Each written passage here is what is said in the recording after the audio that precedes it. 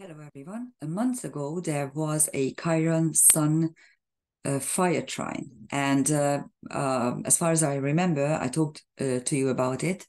And it was a very strong indication of healing potentials, healing energies, especially because it was a fire trine, and fire is the element of transformation.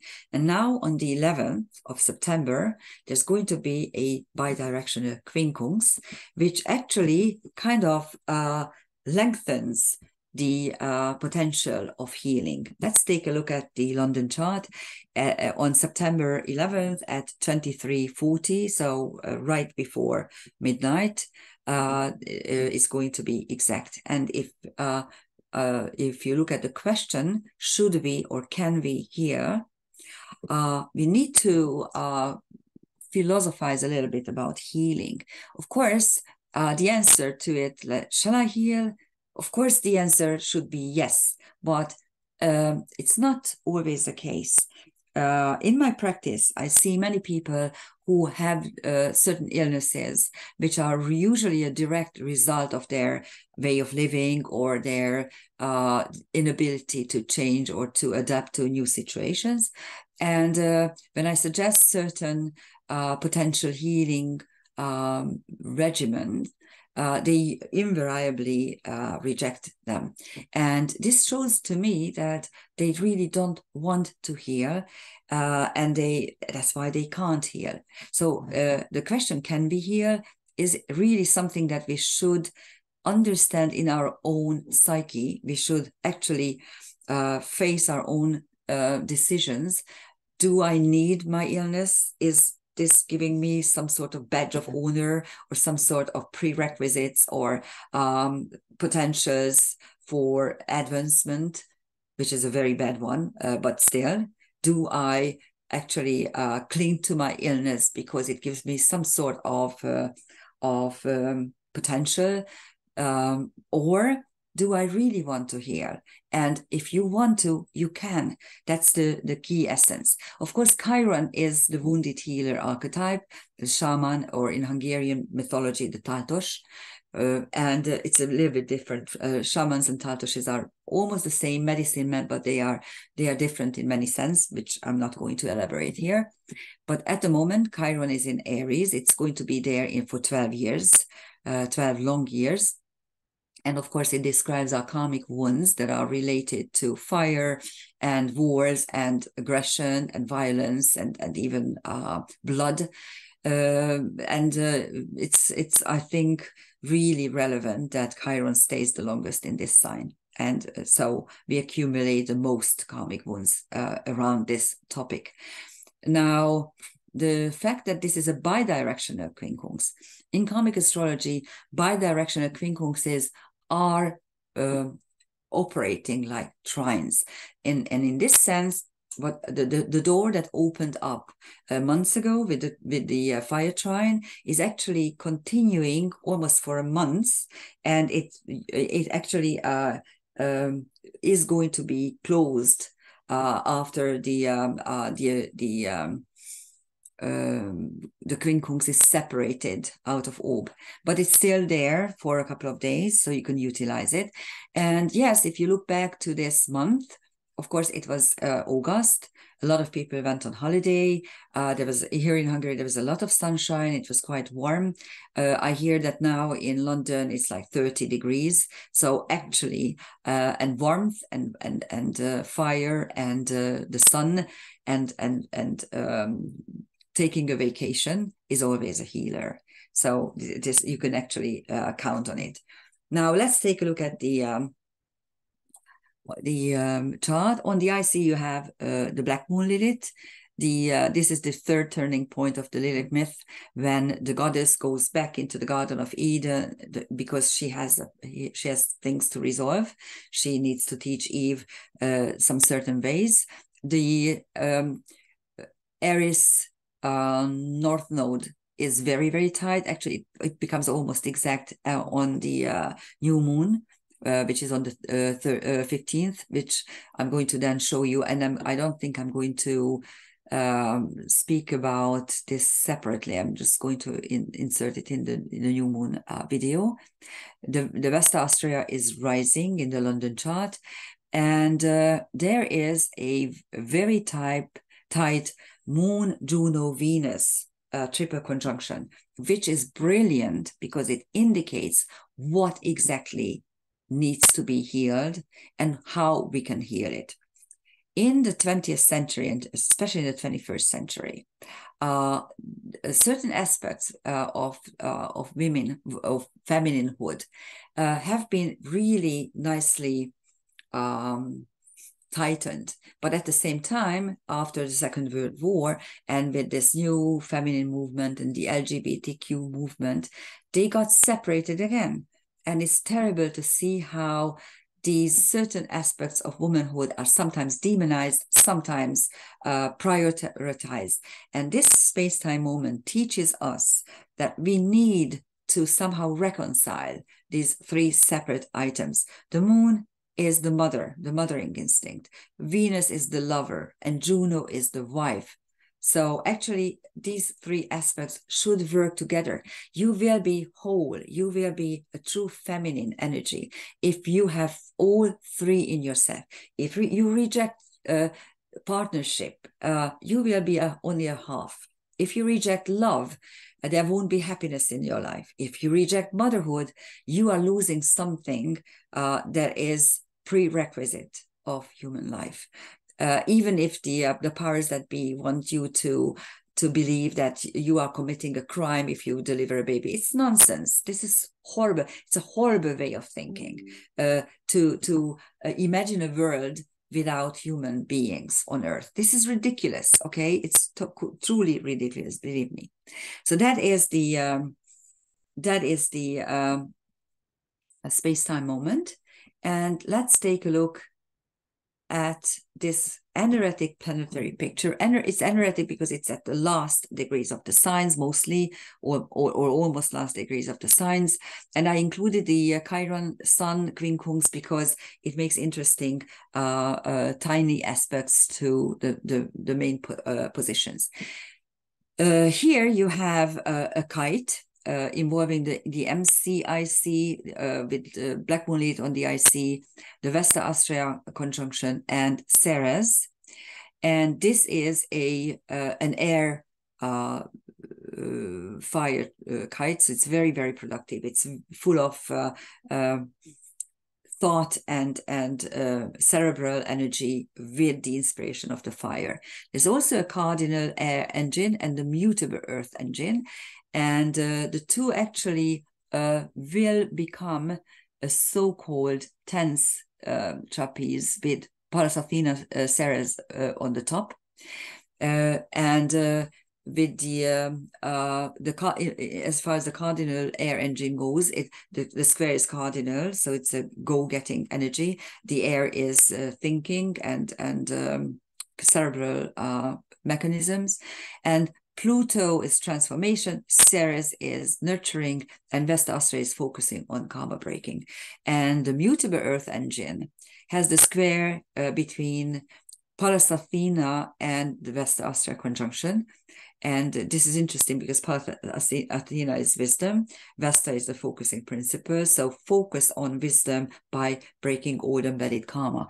And again, the other corner is Pluto. So the Pluto Vesta Austria Quincunx, which is also a bi-directional quincunx. Again, bi-directional quincunx is where one object is direct and the other one is retrograde. Can be read just like trines. They act like trines. Okay, so that's why it is important to actually always take a look at the direction of the celestial objects. And then you have also a little engine involving Pluto, Ceres, and Black Moon Lilith. And there's also Yod. There's all kinds of other aspect patterns. What is also interesting is the fact that between the Sun and Ceres, there's a 40-degree, the novile. It's novile, sorry. Let me change. Okay, no. Yes. No, while, okay, which is self-sacrifice, which is altruism. And yes, if you come to think of it, when you want to nurture someone, you do need some altruistic traits in order to do it properly. Between the midheaven and Chiron, there's a septile, and septiles are the so-called well, mysticism. It's probably mysticism is the best label for septiles. It's 1/7 of the circle. The nobile is 1/9 of the circle, and as you can see, it's not an even number. It's or not even a full number. It's 51 degrees and 27 degrees. There's no way you see this without a computer. Anyhow, so there's a mystic connection between the healer and the future, and there's also a Chiron Vesta Austria quintile, the aspect of ingeniousness. So yes, this space-time moment is about healing, and especially about the feminine aspects of your life. I'm just telling you that this LGBTQ movement really makes me feel sick. I was a very tomboy type girl. We lived at the outskirts of Budapest. It was like a village, really. I rode my bikes. I have several. To this day, I have things underneath my elbow and my knees that show that I fell a couple of times and the skin came off. At the age of 11, I wanted to be a boy. I know, not really, but I didn't want to be a boy per se. I was longing to be a boy simply by, oh, it's so much easier for boys. First of all, they can pee just by standing up and things like stupid things. If someone came to me at that point and told me, oh, you know what, you are a boy, but you are in the wrong body. You need to take puberty blockers, and we need to take away your breast. I would have even complied, probably, because 11-year-olds are idiots. They don't know anything about reality. And it's terrible. So I think I am for the death penalty, and anyone who treats a child like this, it deserves the death penalty, believe me. So this is a topic that I'm very, very, very vehement. If you are a grown up, if you are, let's say, 18, and you still believe that you are born in the wrong body, and you want to change yourself, fine, you can do it. I'm not against anything that you as an adult do, but stop touching children. Stop brainwashing children, please. Because this is going to be a terrible, there's going to be a terrible backlash. You can see that already in the United States, or the lawsuits are already starting. So hopefully we'll go back to normalcy. Anyhow, here are the transcendental celestial objects. Eos on the sun, which means a new dawn.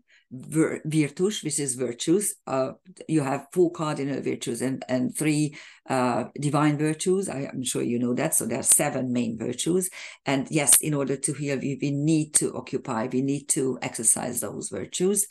And then Teros, who is a centaur. By the way, there is an unusual number of centaurs in this particular chart. Again, centaurs are describing the nature of our karmic wounds, how and why we receive them, and what the story behind wounds are. And Teros is a centaur that is hunting bears, but he doesn't kill them, but takes them to his cave and tries to tame them. And so Teros is linked to the taming of your instinctual behavior, which is very, very hard. We are born as an instinctual creature, and we learn to be civilized, which none of us is always 100%. So that's Teros. On Pluto, you have Orius and Amicus. I spoke about these two a lot. If you still don't know, Amicus denotes someone who doesn't care for sacred objects and is going to fight because he wants to win. And Aureus is mitigated punishment. It's linked to mitigated punishment. And these 3 celestial objects, the Pluto and these 2 centaurs, are kind of moving together all year. On Ceres, you have Tyr, who is Thor, of course, so the god of war in the Norse mythology. Demeter, which is Ceres, practically. Demeter is the Greek version of Ceres, the Roman goddess of wheat and agriculture. And there are two centaurs, Haumea and Elatus. Elatus is linked to creative work, and it has a very funny aspect if it's prominent. It means that you are very lucky by avoiding certain situations. For instance, accidents. You may be a reckless driver, and you become an even more reckless driver simply because you are always somehow getting out of accidental situations alive and without hurt. But then one day, everything falls apart. This is very typical of Elatus. And Haumea, she is a Hawaiian goddess, and she is constantly having children with her own sons and grandsons, making herself much younger, so rejuvenating herself. And Haumea is linked to the karmic issue of getting old. Those people who have Haumea very prominent in their chart have a difficulty getting old, and they're trying to fight it with all sorts of plastic surgery practices and all kinds of other stuff. So that's Haumea on Ceres. And on Pallas Athena, you have hubris, revolt against the gods' wishes, and the supergalactic center, which has a 2-degree orb because it's a huge, enormous black hole, supermassive black hole. And the supergalactic center is one of the key celestial areas in karmic astrology, and it carries the karmic dilemma of nothing is ever enough. And on Vesta Austria, we have two beautiful bright stars, Betelgeuse and Polaris. I'm going to show you. In a previous video, I already showed you the where they are in the sky. I'm still going to show you one more time. And on Black Moon Lilith, you have Sophia, Gawain, and Cerberus. Black Moon Lilith is the third installment, the third turning point of the Lilith myth, where the goddess goes back into the Garden of Eden and teaches Eve certain things. And yes, in order to do that, you need Sophia, wisdom, you need Gawain, chivalry, and you need to cross a threshold. And Cerberus, who is the watchdog of the underworld, symbolizes the fact that sometimes, in order to heal, in order to achieve something, we need to cross thresholds, and we need to enter dark, gloomy, and threatening places, unknown places. And that's what Cerberus symbolizes. And the Sila Nunam, which is a binary object, quite interestingly, the moon Nunam is almost as big as the main body, Sila, so it's really truly binary. And Sila Nunam is an Inuit god and goddess pair. Sila is the sky god, and Nunam is the earth. So it's the mixing of sky and earth energies. And this particular TNO is very, very prominent whenever we have a so-called bifurcation point in our life. It means that this comes from chaos theory, that there in processes, there are bifurcation points where things need to be decided. And once you decide, determine which way you go, the whole process can become something totally else. And yes, in our lives, there are bifurcation points. And Sila Nuna makes you very conscious about these and gives you the potential to come up with rational decisions in order to win the situation. And this is now on the Black Moon Lilith. So we need this in order to hear. And here is Betelgeuse and Polaris. And of course, as you can see, hold on one second, let me put it a little bit down. These are on the same astrological degree. They are both at 29 degrees Gemini, but as you can see, Betelgeuse is way below the ecliptic. It's the alpha star of Orion. And Polaris is way up to the north. Nothing can be conjunct Polaris because it's the North Star at the moment. So that is why you need to really pay attention. First of all, to orbs with fixed stars. You need to use very, very tight orbs, and only conjunctions and parallels, declinational parallels, can be used. No other aspects are relevant or meaningful in astrology if you use fixed stars. So this is a healing moment. Try to utilize it well, especially when you are feminine, and if you feel like your feminine aspects are somehow mixed up or not functioning properly. This is a brilliant time to do a ritual and to accept your femininity and all aspects of it. Thank you for listening. Bye-bye.